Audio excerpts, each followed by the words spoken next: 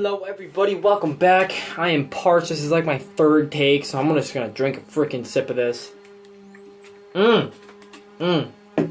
Okay, that feels so good.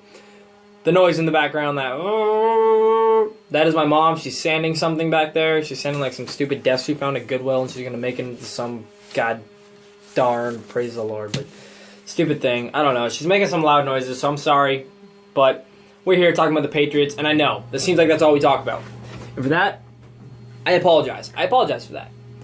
But I'm going to be putting up a Celtics video right after this. I'm going to make this, and then I'm going to stop it, and I'm going to start the Celtics video. So keep an eye out for the Celtics video coming up real soon. Read my articles. I posted 2 articles about 2 weeks ago. TheBeantownExpress.com. Write it down, people. The noise stopped. Is she done? Anyways, so we're talking about the Patriots today. They played the 49ers yesterday. It was supposed to be a washout, but it wasn't. Just put it that way. 30-17 looks like it might be kind of a washout game, but it wasn't. It was closer than that. Felt like it was more like 24-17, but it wasn't. It was 30-17. Yeah, I wasn't too impressed. You know, this is kind of how the flow of the game went for me. Offense. First drive, score. What's new? After that, not much. For a while, a little bit here and there, and then they kick it on late. That's what it was. That's really what it felt like to me. I don't know if that's for sure what it was. I could look at the scoring plays and see if that's how it went. That's what it felt like. It felt like they had that first touchdown, and then they kind of laid down, kicked back, and then turned it on late. As in, like, end third, into the fourth. Defense, they only had up 17 points, which you look at and you say, okay, good, 17 points. But it felt like 27. Didn't it? Just because they could move the ball on us, which is suspicious. Like, it's suspect. I don't like that. The 49ers shouldn't be able to move the ball on us. This isn't Colin Kaepernick of 2013. This is Colin Kaepernick of 2016. He's not good anymore. You're not good anymore. No, seriously, guys. Like, I don't know. It just felt closer, didn't it? You know, going into the game, leading up throughout the day, watching football, the 1 o'clock games, woke up, and I was like, man, Pat's playing the Niners today. This is a washout. They lost last week, so they're going to come in hungry. They're going to be eating Zeke style all day. And it's going to be boring. And I'm going to want to watch Survivor Series, which is going to start at 7. And I'm going to miss the end of the game. But it's okay because they'll be up 30. And then and this isn't me proving myself wrong. This isn't the Pats proving me wrong. This is just, oh, I got a notification. Dion Lewis is making his appearance. Instantly, I got happy because, like, finally there's something giving me a reason to watch this fucking game. Sorry for my language. I wanted a reason to watch this game. To watch this Patriots 49ers crap show. And I had no reason. Then, Dion Lewis making his debut. And if you guys watch my videos, you know how much I love Dion Lewis. I feel like I mention him every damn video. I love that man. I love that player. Yes, we share the same last name. But that might have a little bit to do with it, I'm not going to lie. But I love him. He's such a good player, and he's such a great fit in this offense. Not going to get into any other reason because I do that every video.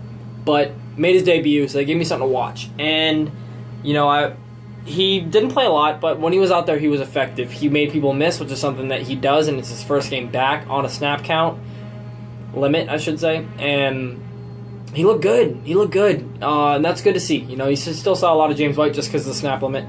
But the highlight offensively for me was Tom Brady. Tom Brady. Guys, Tom Brady is not the same quarterback that you used to know. Tom Brady isn't the same quarterback that won you Super Bowls in the early 2000s. Tom Brady's not the same quarterback that broke numerous records in the 2007 season with Wes Welker and Randy Moss. Sorry for shaking the table. Tom Brady isn't the same quarterback that won you a Super Bowl a couple of years ago. Tom Brady's a better quarterback than all of those Tom Bradys. Tom Brady is as accurate. I don't know if you remember, Tom Brady's deep ball absolutely disappeared. Somewhere between like 2010 and 2012. For those few years, it just was awful. He just didn't have it. And while he still misses deep throws like every quarterback does, he has a deep ball. And that's not why he's better, because 2007 he had a deep ball, believe me. So that's not why he's better. What makes Tom Brady better is while he is still a pocket passer, he still undresses defenses with his mind and before the play starts. Tom Brady is a different and better player because of his ability to evade the pass rush. His elusiveness. He's not Aaron Rodgers. He's not Cam Newton or Russell Wilson. He's not Tyrod Taylor. He's Tom Brady, motherfucker. I don't know how, but he knows. Remember a couple years ago when there was this whole, like, Tom Brady sees ghosts? You know, he'd be sitting in the pocket for a while, he'd have a lot of time, and then you'd see him duck when no one is around him. That's not him anymore. Tom Brady will not duck, he will run. He will run to throw, not run to run. He won't run to rush for yards. He will run to get more time to throw the ball, which opens up plays as long as your wide receivers aren't dumb and sit in one spot. Guys, he can just evade the pass rush. We keep seeing it every week. And this week was the pinnacle of Tom Brady telling us, I'm not the same guy anymore. I've been working on my craft. He's saying, I know what happened, Peyton Manning, and it's not happening to me. I'm not going to get hit like he did and have surgeries and then get dead arm. That's not happening. I'm not going to be that quarterback that sits in the pocket when I'm old, and if I see a pass rush come at me and fall to the ground, I'm not going to do that. I'm not going to give myself up. I'm not going to take sacks. I'm going to get away from them and throw the ball. I'm not going to take hits either if I don't have to, but I'm going to get away from the pass rush and throw the ball to keep myself healthy. Peyton Manning was content with being his typical sluggish self. Tom Brady is still sluggish, but he can move. He's got the footwork, and there's one play specifically where he evaded the pass rush, and it reminded me of the drill that they do, quarterbacks. So they put that band around their waist, and they have a trainer pulling on it, and they go side to side to side, and then they try to run, then they backpedal, and then they throw the ball. It looked like that drill, and that's when I sat there and I was like, damn, Tom Brady's been working on it. He's not just sitting there throwing balls in the pocket anymore in practice. He's trying to get better at evading the pass rush so that he can be a long-lasting quarterback. He wants to play for another 6 years. That's what he's going to have to do if he's going to play for another 6 years. And guys, is he not doing it? Some amazing throws yesterday. You know, yes, he misses fair share of deep balls, no doubt. It happens. But he hit him too.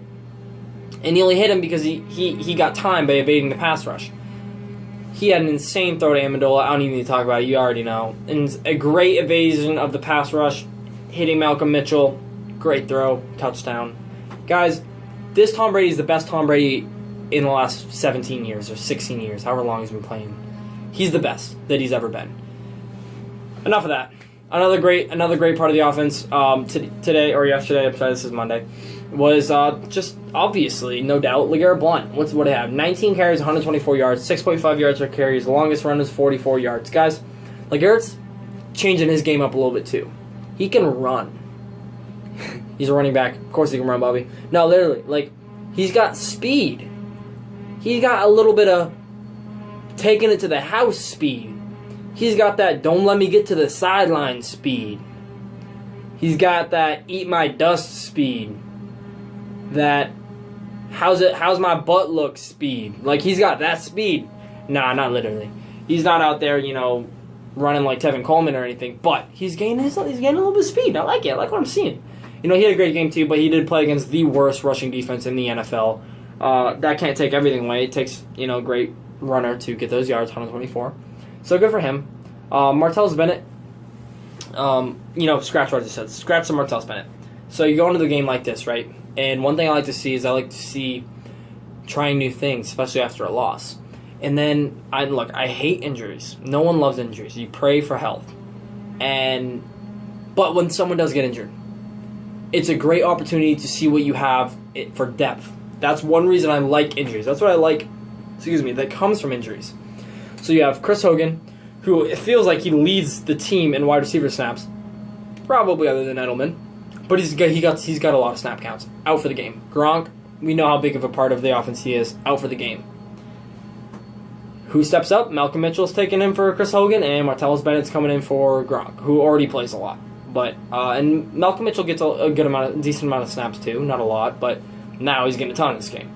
And Martellus Bennett was absolutely silent. Didn't see that coming. Malcolm Mitchell was not silent. 4 catches for 98 yards, 1 touchdown on 5 targets. Dropped 1 pass, and it was actually a back shoulder fade. He caught it, just didn't get 1 foot in. But when he scored his touchdown, Tom Brady was so emotional with him. And I can see that connection. Like, remember how much he loves Kembrell Tompkins? He got cut. The Patriots cut him. I don't know why. His performance was dipping. But Tom Brady loved him. He was very vocal about Kembrell Tompkins specifically. He loved that guy. They didn't waste a draft pick on him. Or spend a draft pick on him. So they could cut him and feel okay. They drafted Malcolm Mitchell. He is getting better. He stepped up. Tom Brady's... not Tom Brady. Bill Belichick's mentality. Do your job and next man up. Malcolm Mitchell just said, I'm your guy, Bill Belichick. 4 catches for 100 yards and a touchdown. Julian Edelman, 8 catches, 78 yards on 17 targets. He only had 8 catches. A lot of those were improvised and changing routes because of pass rush and Tom Brady getting out of the pocket. But Tom Brady missed him a couple times on the deep ball. No doubt missed him. 8 catches is still good. He had a touchdown. James White, 6 catches of 63 yards and a touchdown. James White, 3 catches of 26 yards. 1 catch from Martellus Bennett. Didn't like that. But Malcolm Mitchell, I liked that Chris Hogan was out because we got to see what we had in him, and that made me happy. I like to see that. So that's really what I got to say from the offense. And one thing I want to add. So you got the Steelers game a few weeks ago. Patriots get the ball first. What do? Score a touchdown in the first drive. Absolutely walked down the field in the Steelers. And what did I say? Oh, they're putting up 45 this game. They're going to destroy him. How easy that drive was. Didn't end up going like that. They slowed down. You had last week. You had the Seahawks. First drive of the game. Patriots walked down the field and scored a touchdown. I was like, okay, this offense is seriously good. They just did this to the Seahawks. Didn't work out like that the rest of the game. This week, the 49ers walk down the field, score a touchdown. It's the 49ers, guys. Then the rest of the next 2 quarters really felt like they kind of disappeared. They turned it on late in the third and into the fourth quarter, and they looked really, really good at that point. But, they score first. They have that great drive, and then they just kind of get complacent. I don't know what it is. It's interesting, but now we're going to get to the defense. Definitely, they only let up 17 points, guys, and it feels like they let up 24 to 27. I don't know why. That's just how, for me, that's just how I feel. The good thing about this was they ended up with 5 sacks. But the interesting thing about that, and I'll read off the people that had sacks. So you have Patrick Chung, safety, Dante Hightower, linebacker, and he pulverized the running back on the way to a sack. Running back tried to block him. Don't try to block him. Just let him go, because you're going to feel it in the morning. Absolutely destroy him. So, Patrick Chung, safety, Dante Hightower, linebacker. Kyle Van Noy, linebacker that we just got a few weeks ago, finally making a name for himself. That's good. Rob Ninkovich, Malcolm Butler. 2 of the 5 sacks came from secondary. You know what that tells me? They're trying some new stuff. They realize that whatever they're doing ain't working with this current crew that they have on defense, and they tried a new scheme, and they were just bringing pressure all day long. They just kept bringing pressure, and it didn't stop. And when you see your safety and your corner had a sack apiece, that's telling you they're doing some weird stuff over there. They're bringing you different looks, and that's good. That's what this game's for. You try new things. But it seems like they couldn't stop them. They were letting up good chunks of yards. They're moving down the field. Bend don't break is really what it felt like. I feel like they should have shut them down. I feel like they should have let up 7 points and won this game 45-7. After a loss, I just expect them to come out fiery. Don't know why, but they didn't. 2 guys I want to talk about. Vincent Valentine, defensive tackle, drafted him in the 3rd round this year. He seems to be disrupting a lot. I like him. 2 tackles. He had a tackle for a loss and 2 solo tackles. I like him a lot. I really do. I like him. We're going to see what we can get out of him because he's currently behind Malcolm Brown and Alan Branch. But it just came out. I got a notification a few minutes ago before this video saying that Alan Branch is potentially going to be suspended for the next 4 games due to marijuana usage. So he'll probably be cut. But no, that means next man up. Kind of like the Malcolm Mitchell, Chris Hogan situation. We're going to see what we get out of Vince Valentine on a full-time basis. and Malcolm Brown already gets full-time snaps, and he's looked really good. He might not get the numbers every game, but he just looks good out there. Looks like he's being very disruptive. So I like what I'm seeing out of him. Fuck you, Logan Ryan. I complimented him once, and since then he's just... I want to compliment him because he had an all-right game. But I feel like if I do that, next week he's going to let up 6 catches for 100 yards and 2 touchdowns. An atrocious game he had against Seattle, and then he comes back with a decent game. 2 pass defenses. I want to compliment him so bad for having an all-right game, but I just can't. I can't do it. I can't. I'm too superstitious. Can't. You know what I'm going to shit on, though? Landon Roberts. Part of the reason the Patriots were okay with trading Jamie Collins was because Landon Roberts had emerged as a great, with the way he was playing when he was fighting for Jamie Collins' job, great run-stuffing linebacker. And really, he's been awful in the run game. Awful. And again, awful in the pass game, which he shouldn't even be on the fucking field in the pass game. But, I mean, I don't even want to see him on the field in general. He's missing tackles left and right. Like, that's what you're supposed to do. They traded Jamie Collins thinking that they were going to be okay with you doing the rundowns and, you know, someone else like Shane McClellan coming in for the pass downs or Kyle Van Noy.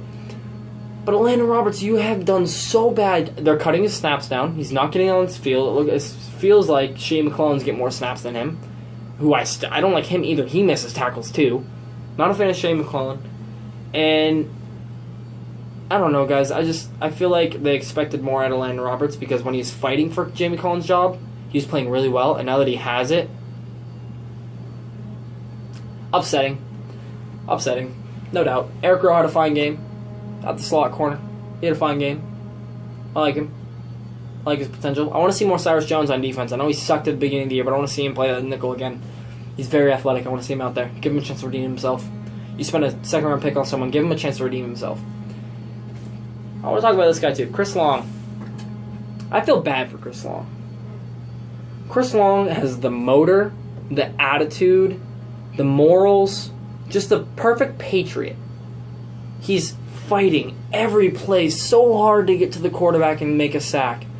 Even when he's getting, stood up by the left tackle, he is fighting, but he just can't get to the quarterback. He just can't. How many sacks does he have this year? I'm looking right now, guys.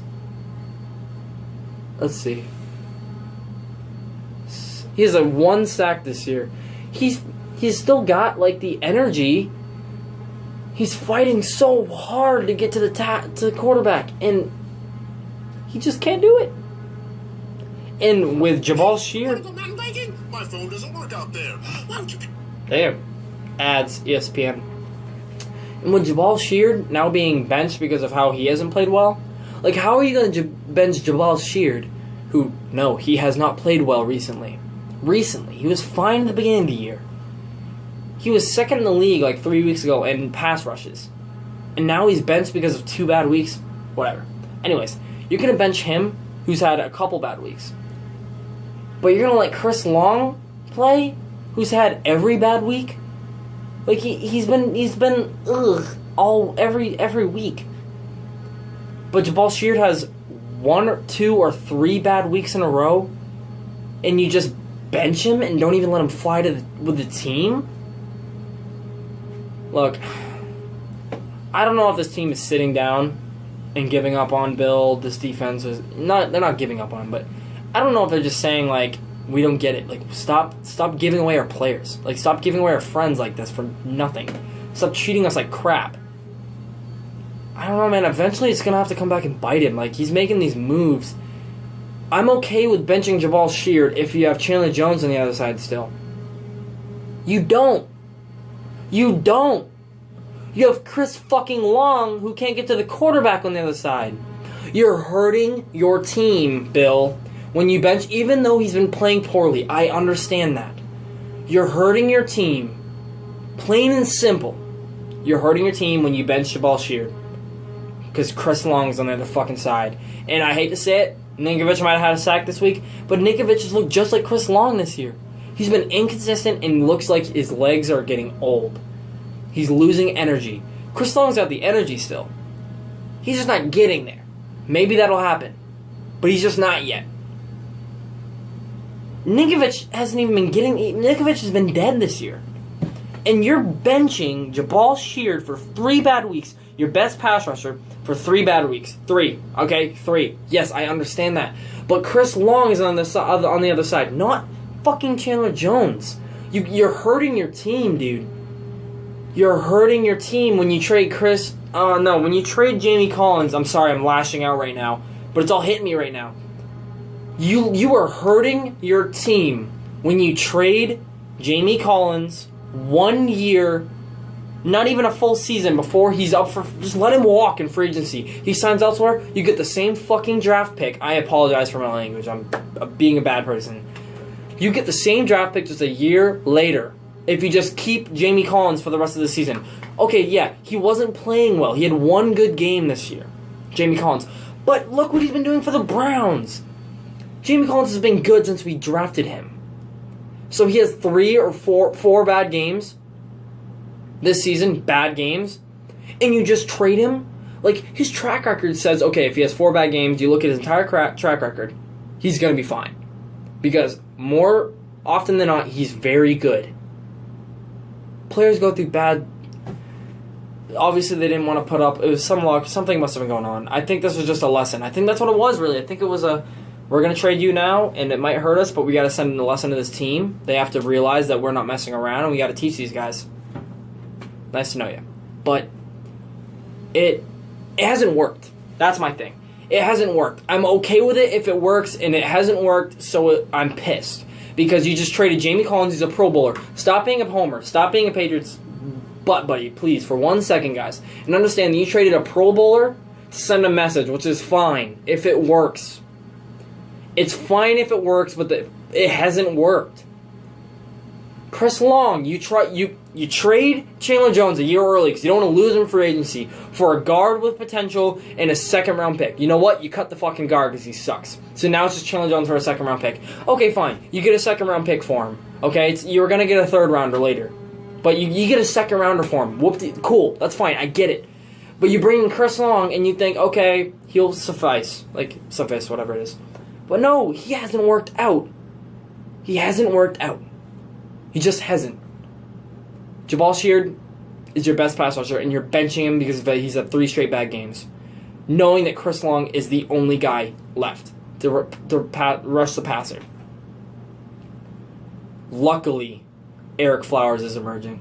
I'm sorry, not Eric. Trey Flowers. Luckily. Oh my goodness. If they benched him against Seattle and Trey Flowers didn't have 2 sacks, Bill Belichick's head would be called for by the team. He'd be toast. It's not working. None of it's working. None of these moves that he's done are working. And I think he has to be realizing this. Bill has to be realizing this.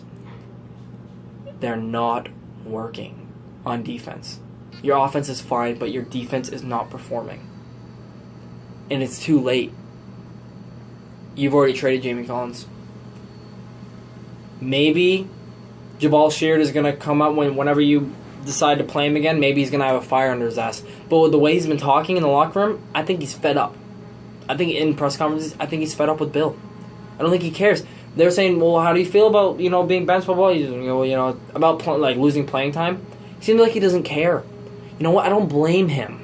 I wouldn't give a fuck either, because if this is what Bill's going to do, bench the good players and trade the good players to send a message, or bench the good players because you're not performing 3 weeks when everyone else sucks worse than you.